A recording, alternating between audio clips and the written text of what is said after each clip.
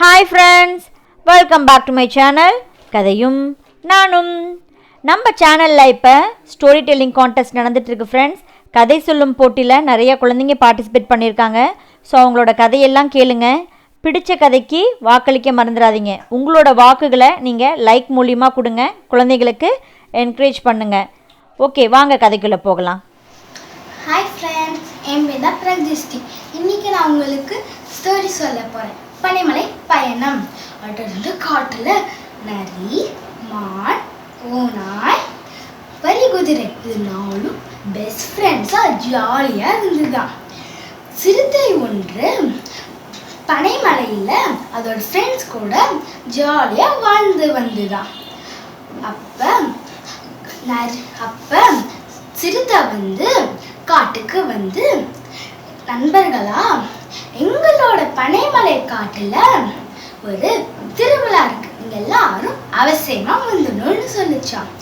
எல்லா விலங்குகளும் நாங்களா கண்டிப்பா வந்துடுவோம்னு சொல்லிச்சான்.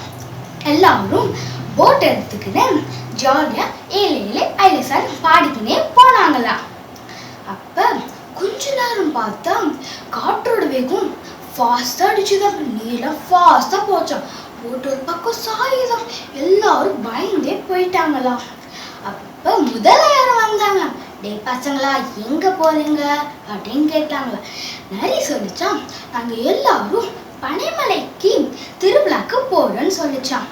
அப்புறம் முதலையார் யோசிச்சான், இன்னைக்கு நமக்கு செம வேட்டை இருக்கு, நம்ம சாப்பிட்டுலாம் அப்படின்னு நினைச்சிடான். அப்புறம் நரி சொல்லிச்சான், முதலையாரே, நீங்க எங்களை சாப்பிட தானே நினைக்கிறீங்க, உங்களால எங்களை சாப்பிடவே முடியாது அப்படின்னு சொல்லிச்சான். நான் நினைக்கவே இல்லையே அப்படின்னு சொல்லிச்சான். அப்புறம் முதலையார் சொல்லிச்சான், நான் உங்களை கரை ஓர்த்து கூட்டின்னு போய் விட்டுறேனே அப்படின்னு சொல்லிச்சான். வேண்டாம் முதலையாரே, உங்களோட தீட்டம் எனக்கு நல்லாவே தெரியும்னு சொல்லிச்சான். அப்புறம் நரி சொல்லிச்சான், இதே மாதிரிதான் ஒரு முதலை எல்லா விலங்குகளையும் சாப்பிட்டுச்சான். அதுக்கு செரிமானமே ஆகலையாம். அப்புறம் தீரந்தே போய் விட்டுச்சான் அப்படின்னு சொல்லிச்சான். அதெல்லாம் தள்ளி போய் அதெல்லாம் விடு அப்படின்னு அது மனசுக்குள்ளே நினைச்சுக்கிச்சான். இன்னொன்று தெரியாதா முதலையாரே அப்படின்னு சொல்றான். என்னது அப்படின்னு முதலையார் கேட்டுச்சான். நாங்க எல்லாரும் பாம்பை கடிச்சிடும்னு நாங்கள் விஷம் செடியை சாப்பிட்டு வந்திருக்கோம். யார் எங்களை கடிச்சாலும் நாங்கள் யார் மற்றவங்களை கடிச்சாலும் இறந்தே போயிடுவாங்க அப்படின்னு சொல்லிச்சோம் அப்படின்னு முதலையார் சொல்லிச்சான். அப்புறம் உங்களுக்கு இன்னொரு எக்ஸாம்பிள் காமிக்கிட்டா அப்படின்னு நிறைய சொல்லிச்சான். ஒரு மீனை பிடிச்சி அது கடிச்சுதான். இதோ பாருங்க, இந்த மீனே இறந்து போயிடுச்சு அப்படின்னு சொல்லிச்சான். அப்புறம் பார்த்து முதலையார் அப்படின்னு சொல்லிட்டு ஆளை விடுங்கடா சாமி அப்படின்னு அது ஃபாஸ்டா ஓடியே போயிடுச்சான். அப்புறம் பனைமலை பயணம் தொடங்குச்சான்.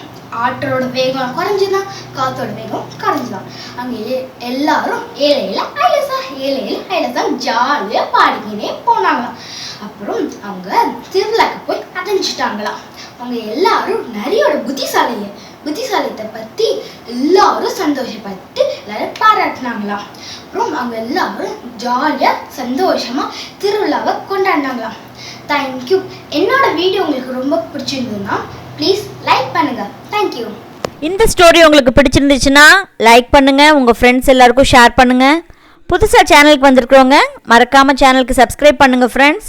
கூடவே பெல் ஐக்கானை கிளிக் பண்ணுங்கள். அப்போ தான் புதுசாக மற்ற குழந்தைங்க சொல்கிற ஸ்டோரிஸோ நான் சொல்கிற ஸ்டோரிஸோ உங்களுக்கு அப்டேட்ஸ் வரும்.